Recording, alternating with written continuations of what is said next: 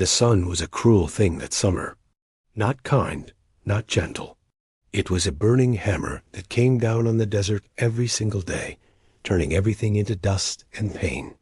The Texas badlands had not seen rain in 4 months. 4 months of nothing but heat, wind, and the smell of dead things. Samuel had lost count of how many days he had been walking alone. His name was Samuel Cross, and he had been a man of many things once. A rancher, a father, a man who owned land and horses, and believed the future would be kind. But the frontier does not reward belief. The frontier takes everything you love and burns it down. It takes your hope and turns it into hash. That is what happened to Samuel. The bank came one winter morning with papers and hard faces. Samuel's ranch was gone. His cattle were sold. His home became someone else's home. His wife had left years before that. She could not live with a man who talked to horses more than people. His daughter had grown and moved east, away from the dust and away from him. Now Samuel was just a ghost riding through empty valleys, a man nobody remembered and nobody needed. He had one horse left, an old brown mare named Dust. She was thin and tired, just like Samuel. They were dying together, slowly, under the sun that never stopped burning. That morning, the morning he found her, Samuel woke up under a rock where he had slept. His throat was dry. His lips were cracked and bleeding. The skin on his neck was burned red from the sun. He had maybe 2 cups of water left in his canteen. Maybe less. He stood up slowly because his knees did not want to move anymore. Everything hurt. Everything was pain. Dust tried to stand too, but she could not make it all the way. She got to her knees and stayed there, breathing hard, her ribs showing like bones in a graveyard. Samuel looked at his old horse and knew the truth. She would not last another day, maybe not even until evening. The desert was taking her slowly, and Samuel could do nothing but watch. So Samuel decided to walk. He left Dust in the shadow of the rock and walked into the empty valley. He did not know why he was walking. He was not going anywhere. There was nowhere to go. The nearest town was 30 miles away, and Samuel was not strong enough to walk 5. He was walking to walk. He was walking because if he stayed still, he would think about how broken he was, how empty, how everything he had ever loved was gone. The heat made everything shake and blur. The air above the ground moved like water. Samuel could see shapes in the heat, false things, phantom things that looked real but were not. They were tricks his mind was playing because his mind was starting to break like everything else. That is when he saw her. At first, Samuel thought it was another trick, another phantom. But then he got closer, and the shape became real. A horse stood in the middle of the valley. She was black, not dark brown or dark gray. Pure black, like the night sky without any stars. Even here, in this place of death and heat, she was beautiful. But something was wrong. Very wrong. She was swaying. Her legs were shaking like they might break at any moment. Her head was down, hanging low like the weight of it was too much to hold. Her ribs showed, just like Dust's ribs. Worse than Dust's ribs. This horse was bones with skin stretched over them. This horse was dying. Samuel could see dry blood on her back leg and on her side. Deep cuts. Old wounds that had not healed right. Scars that meant she had survived something terrible. Her mane was matted and dirty. Her eyes were closed. Samuel should have kept walking. He should have gone back to Dust and waited to die with her. That would have been smart. That would have been sensible. A broken man and a broken horse had no business helping each other. They would just bring more pain. But Samuel's feet stopped moving. Something in his chest moved. Something he thought was dead woke up a little bit. He did not understand it. He did not understand why he cared about a horse that was not his, in a place where nothing mattered anymore. He walked toward her, slowly, carefully, the way you walk when you do not want to scare something. Samuel remembered how to do this. He remembered being a rancher. He remembered understanding horses. He remembered the feeling of trust between a man and an animal. A black horse did not run away. She did not move at all. She just stood there, swaying slightly, her breathing shallow and fast. Samuel got closer, close enough to see her eye. It was open now, just barely. And in that eye, Samuel saw something that made his own eyes fill with water. He saw surrender. This horse had given up. She had fought, and now there was nothing left. The desert had beaten her. Whatever had wounded her, whoever had hurt her, they had taken her last bit of hope. This horse was just waiting to fall down and die. Samuel reached out his hand slowly. His hand was shaking. His voice came out cracked and rough, like he had not spoken in years. Maybe he had not. "Easy," he whispered. "Easy, girl. Easy." The horse did not move. Samuel touched her neck. It was hot. So hot, her pulse was fast and weak under his fingers. She was burning from fever. She was dying from infection. She was suffering, and nobody cared but Samuel. "What happened to you?" Samuel asked the black horse. "What hurt you so bad?" The horse did not answer. Of course she did not. But she turned her head slowly and looked at Samuel with that eye. That surrendered, broken, hopeless eye. And then something impossible happened. The horse leaned her head against Samuel's chest. Samuel stood there, a broken man and a dying horse, standing together in the middle of a dead valley under a cruel sun. And for the first time in years, maybe the first time since his daughter was born, Samuel felt something worth feeling. He felt needed. He felt like maybe, just maybe, there was one thing left in this world that mattered. One small thing. One broken thing that was almost as broken as he was. Samuel did not know it yet, but his life was about to change forever. And so was hers. Samuel named her Mercy the moment she put her head on his chest. He did not know why. Names just come sometimes, when you are broken enough to understand what other broken things need. Mercy was what this horse needed. Mercy was what Samuel had never gotten. So he gave her the name like it was a prayer. The first night was the hardest. Samuel could not leave her alone.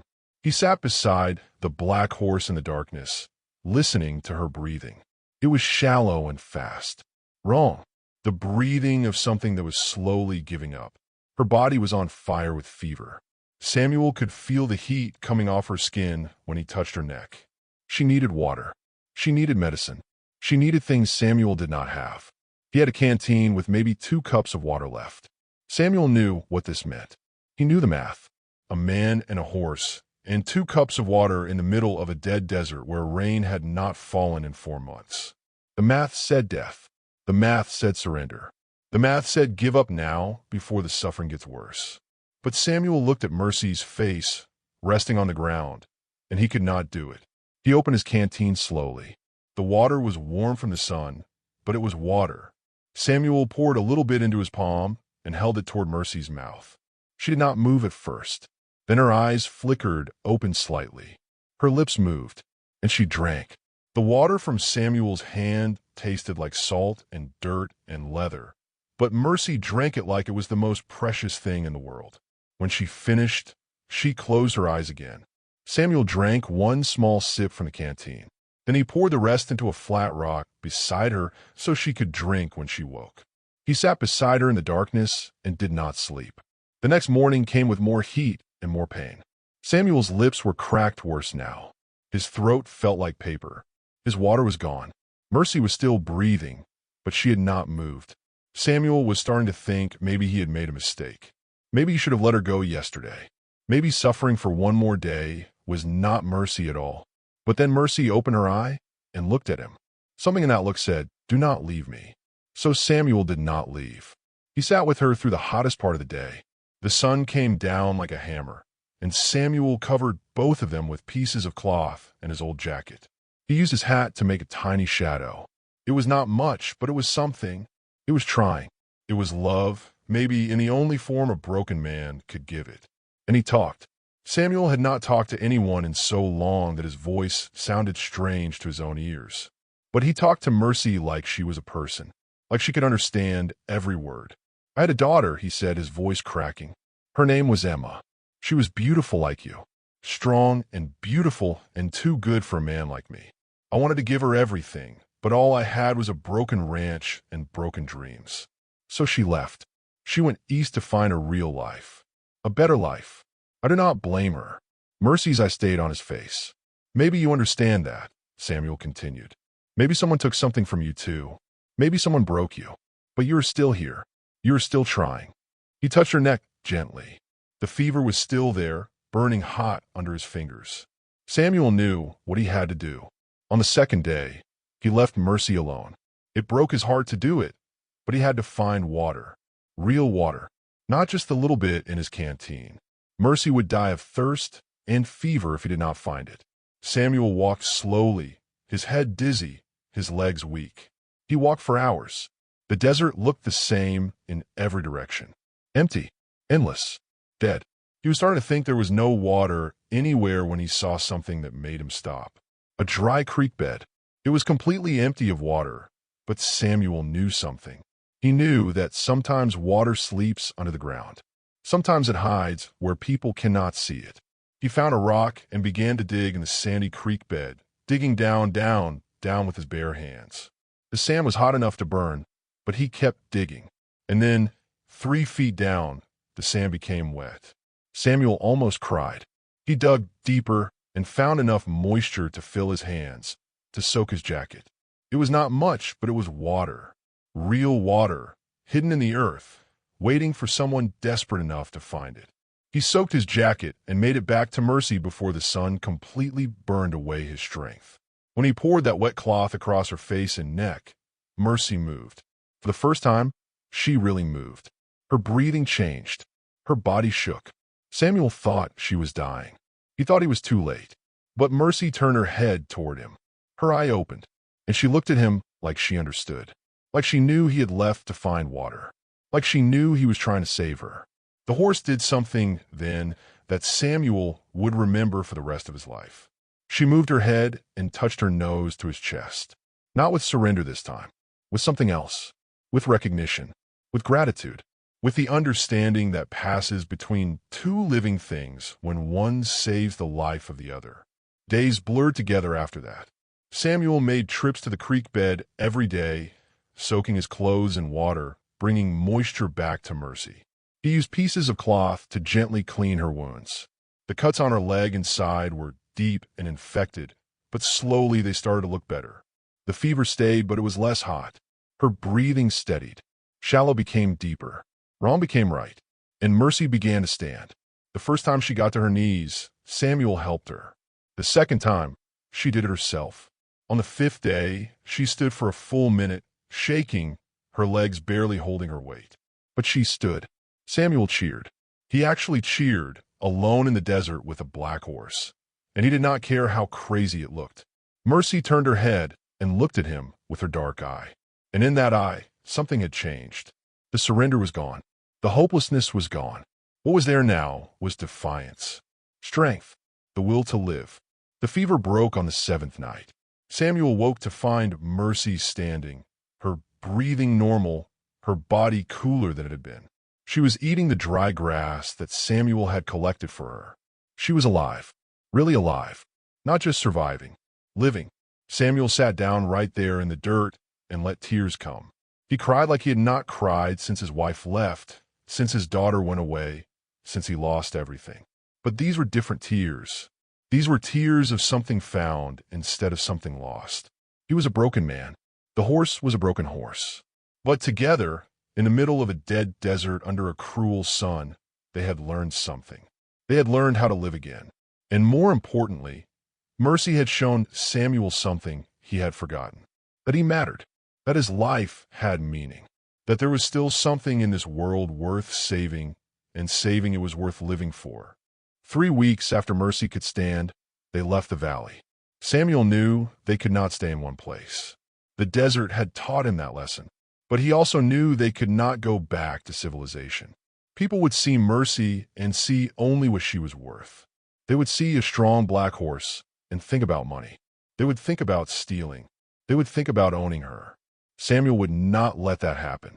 So he rode Mercy slowly through the empty roads that nobody used, through dusty paths where travelers rarely went, through silent valleys where the only sounds were wind and hoofbeats and the beating of two hearts that had learned to trust each other completely.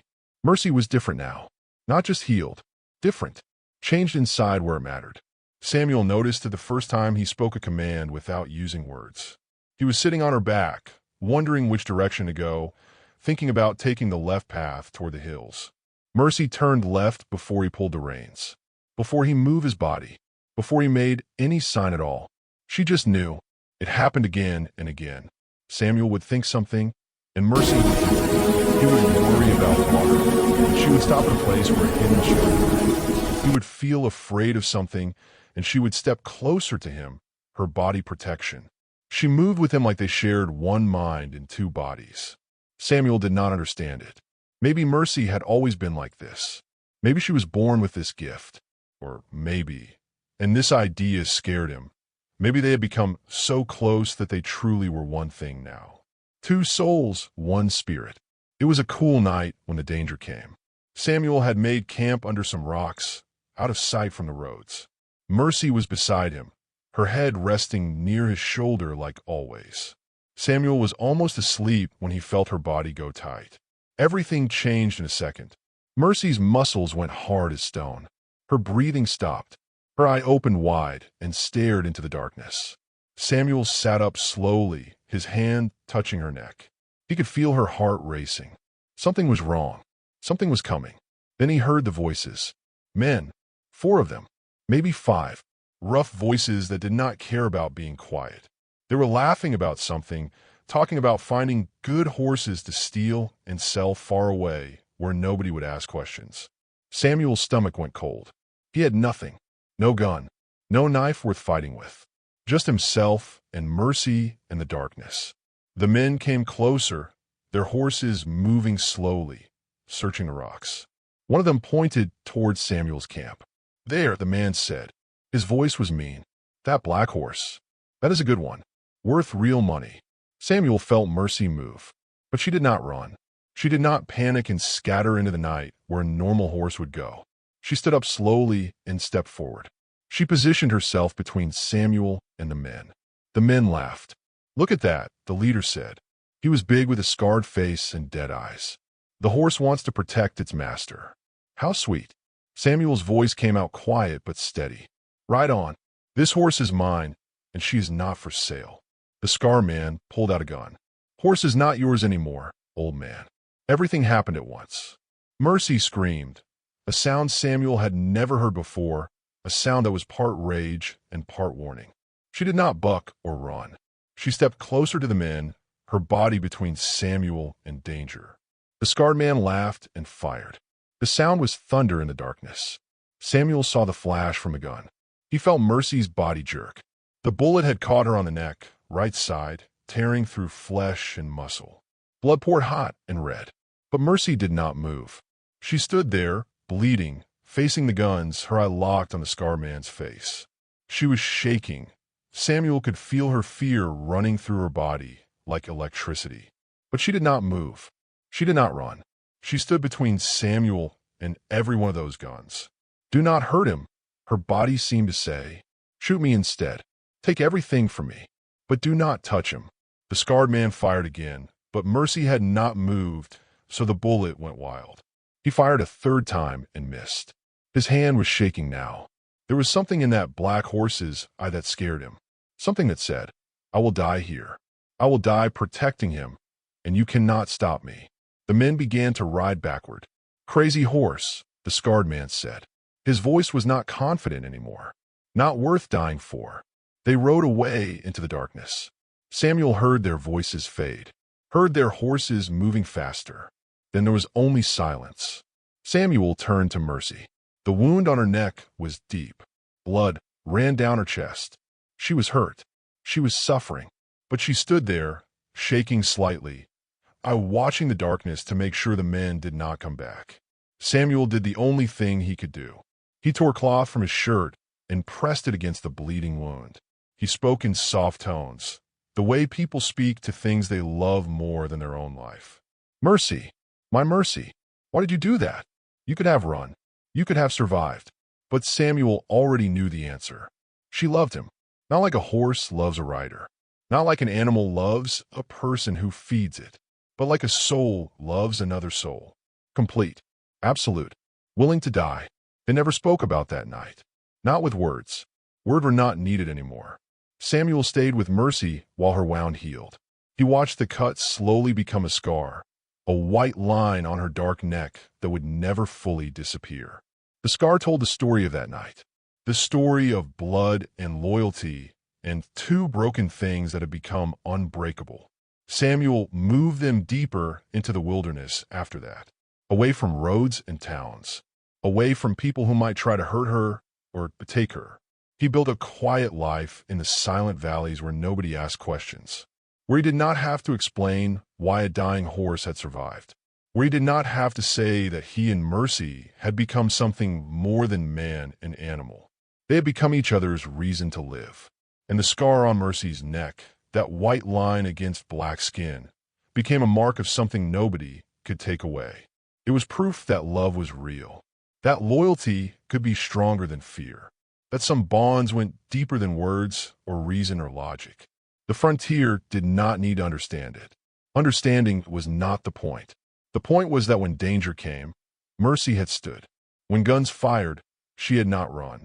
When she could have saved herself, she had chosen Samuel instead. And Samuel would spend the rest of his life making sure that choice meant something.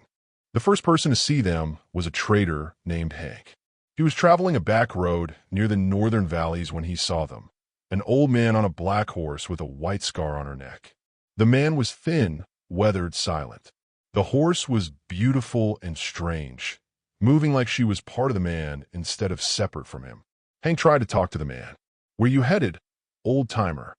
Samuel did not answer. He just nodded slightly and kept riding. What struck Hank most was the horse's eye. It followed him with an intelligence that made his skin feel cold. It was not a normal horse's eye. It was something more. Hank told the story to the next person he met, and that person told someone else, and that person told another. Within weeks, the story had spread across 3 territories. In a saloon in Austin, a young cowboy named Marcus heard the story from a trail rider. "There is a black horse," the trail rider said, drinking whiskey slowly. "Runs through the northern valleys with an old man. Nobody knows where they come from. Nobody knows what they want. But the horse has a scar on her neck. A bullet scar." Marcus leaned forward. "How do you know it is a bullet scar?" "Because," the trail rider said, "I heard she stood in front of rustlers' guns and did not move. Just stood there while they fired. That is not normal horse behavior." "Did the bullets kill her?" Marcus asked. "That is the strange part," the trail rider said. "Nobody knows. She is still alive, still with the old man. Some say she is cursed. Some say she is blessed. All anyone knows is that she refused to die." The story grew bigger with every telling. In a town called Redemption, the blacksmith heard that the black horse had saved the old man's life 3 times.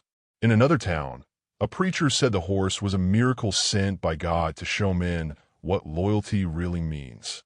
In saloons and around campfires, people added their own pieces to the story.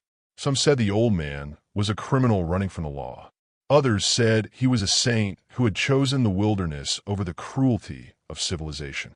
Some said the horse had been wild and could never be tamed, but love had broken what guns could not. Others whispered that the horse was not even a real horse at all, but something sent from the spirit world to teach men about faith. Nobody knew the truth. The truth lived only in the silence between Samuel and Mercy, in the way they moved together, in the understanding that passed between them without words. But people did not need truth. People needed stories. A newspaper editor in a big town heard about them and decided to write a story. He wrote, "The Wild Horse of the North Valley. Is it a beast or a miracle?" The article described a mysterious cowboy and a black mare with a scar that proved she had faced death and refused it. The article said nobody who had seen them twice could agree on any details except one thing. The bond between the man and the horse was unlike anything the frontier had ever seen before. The article ended with a question. Are we witnessing a legend in the making, or simply the delusions of lonely men seeing what they want to see in the desert? But people did not care about the question. They cared about the story. Slowly, without anybody planning it, Samuel and Mercy stopped being real people. They became myth. Travelers looked for them on the roads, hoping to catch a glimpse. Artists tried to paint the black horse with the scar, though nobody who painted her could quite capture what made her different. Mothers told their children about the old man and his horse. Children grew up believing in the legend before they understood that real people had created it. And the strange thing was, the more people talked about them, the less they knew about the truth. The truth was simple. An old, broken man had found a dying horse. He had saved her life. She had saved his. They had become each other's reason to live. But that was not how the frontier told it. Samuel did not know he was becoming a legend. He knew only that more people were watching him, that eyes followed him when he rode through small towns, that people whispered and pointed, but he did not care.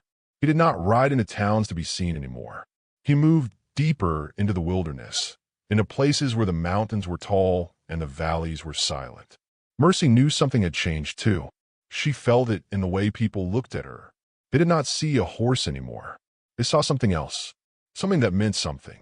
She heard her own story being told in human voices, her own scar being described to people who had never seen her.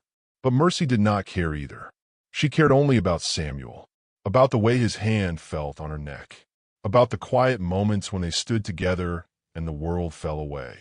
One night, a young man came to their camp. He was sick and lost and dying of fever, much like Mercy had been when Samuel found her. The young man begged for help. Samuel could have ridden away, could have left him to the desert like so many others had been left. But he did not. Samuel made a shelter and brought water from the creek. Mercy stood guard through the night. By morning, the fever had broken. By the next day, the young man could ride again. "Thank you," the young man said. "I have heard the stories about you and that horse. I thought they were just myths, tales that people make up to pass the time." Samuel did not answer. He never answered questions about the stories. "Are you really the cowboy from the legend?" the young man asked. Samuel was quiet for a long time. Then he said something that only made sense to people who understood what love really meant. "There is no legend," Samuel said. "There is just a man and a horse who found each other when they were dying. Everything else is just what people need to believe about how the world works." The young man rode away confused, but he carried that answer to the next town, and it became part of the legend too. The frontier did not need Samuel to tell his story. The frontier had already told it for him. But something important had happened. Somewhere between truth and myth, the story had become real in a different way. Samuel and Mercy had stopped being just an old man and a horse. They had become proof that love could transform broken things. They had become a reason for people to believe that even in a harsh world, loyalty and sacrifice mattered. The scar on Mercy's neck was not just a wound anymore. It was a sign. It was proof. It was a message written in blood and bone that said, some bonds are stronger than death. And in the hearts of people across the frontier, Samuel and Mercy had become something impossible. They had become immortal, not because they were perfect, not because their story was simple, but because they had loved each other so completely that the whole world wanted to love them too. Samuel was old when the end began, not old like other men. He did not have the tired face of someone who had given up. He had the old of someone who had lived so completely, so deeply, that every year was written honestly in his skin. His hands were weathered from holding Mercy's reins. His eyes were kind from seeing beauty in a horse that the world thought was cursed. Mercy was old too. She was still beautiful. The black coat was silver gray now in places, and the white scar on her neck had faded until it looked like part of her natural pattern. But she moved more slowly. She rested more. She was not the young horse who had refused to fall down in the desert. They had been together for 17 years. The frontier did not age the way normal places age. Time moves differently in wide, open spaces under endless sky. But even the frontier could not stop time completely. Even the most beautiful things must eventually change. Samuel knew what was coming. One morning, Mercy did not eat. One afternoon, she lay down and did not want to stand. Samuel sat beside her the way he had sat beside her that first night in the valley, listening to her breathing. But this time, the breathing was not the short, fast gasps of sickness. This was the slow, steady breath of something ready to rest. "I know," Samuel whispered, his voice cracked with age. "I know, girl. It is all right. It is all right to let go." But Mercy did not let go. Not yet. For 3 more days, she stood. She ate a little. She drank water.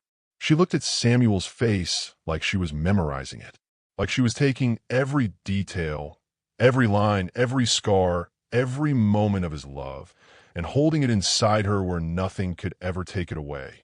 Samuel understood what she was doing. She was waiting. On the 4th night, Samuel felt it coming. He brought blankets and lay down beside her in the dust, the way they had slept for 17 years. His hand rested on her neck, feeling her heartbeat. Steady, strong, still there. Samuel began to talk. He told her about the first day he found her, about how he thought she was a phantom in the heat, about how, when she put her head on his chest, he understood what it meant to be needed again. "You gave me a reason to live," he said, "when I had given up on living, when I thought my life was finished. You showed me that broken things could heal. That love was worth more than survival. That loyalty was the most real thing in this whole world." Mercy's I was open, watching his face. "My daughter Emma," Samuel continued, "she could not understand why I loved you so much. But you understood. You understood that love is not just a feeling.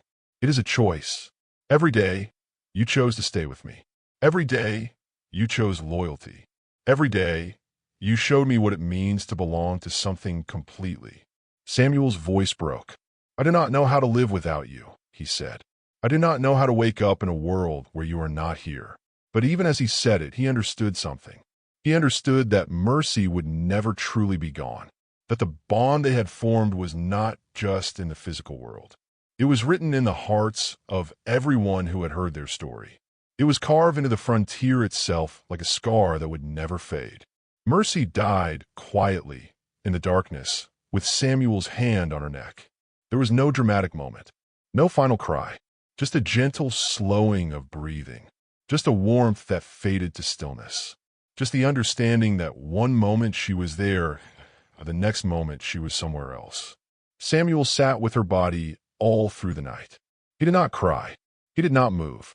He just sat with his hand on her neck, feeling the absence of her heartbeat like a physical pain.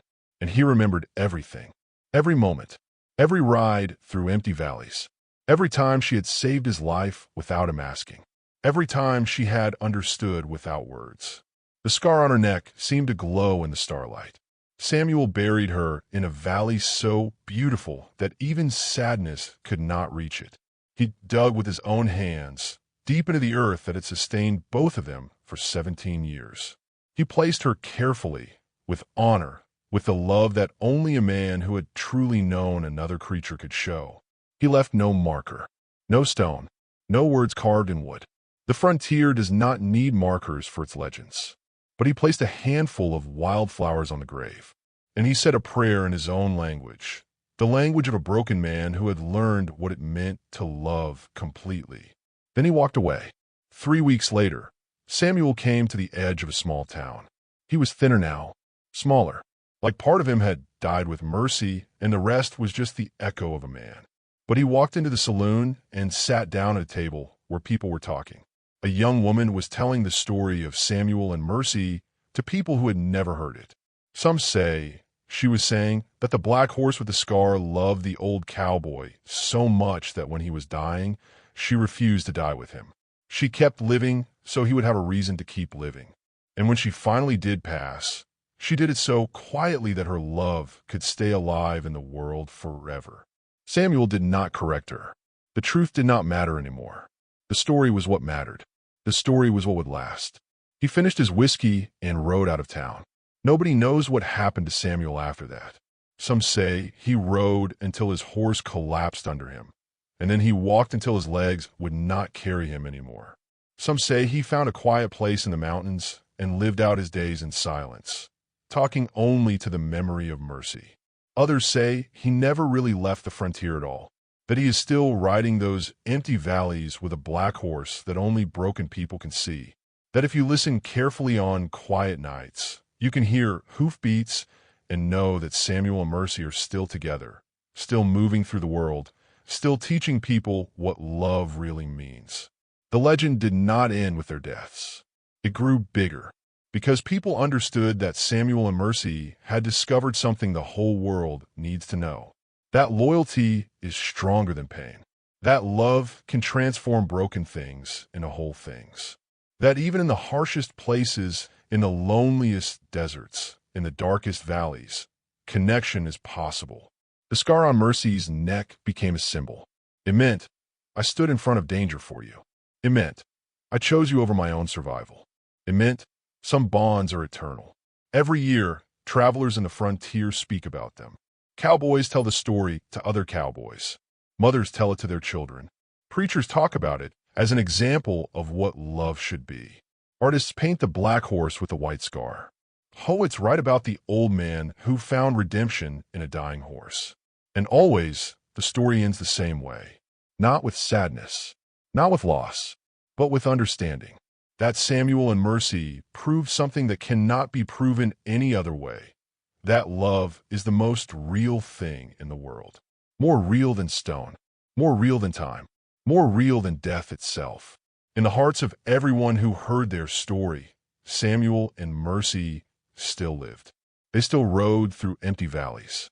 They still understood each other without words. They still loved each other completely. Because some things do not die. Some things live forever in the souls of the people who choose to remember them.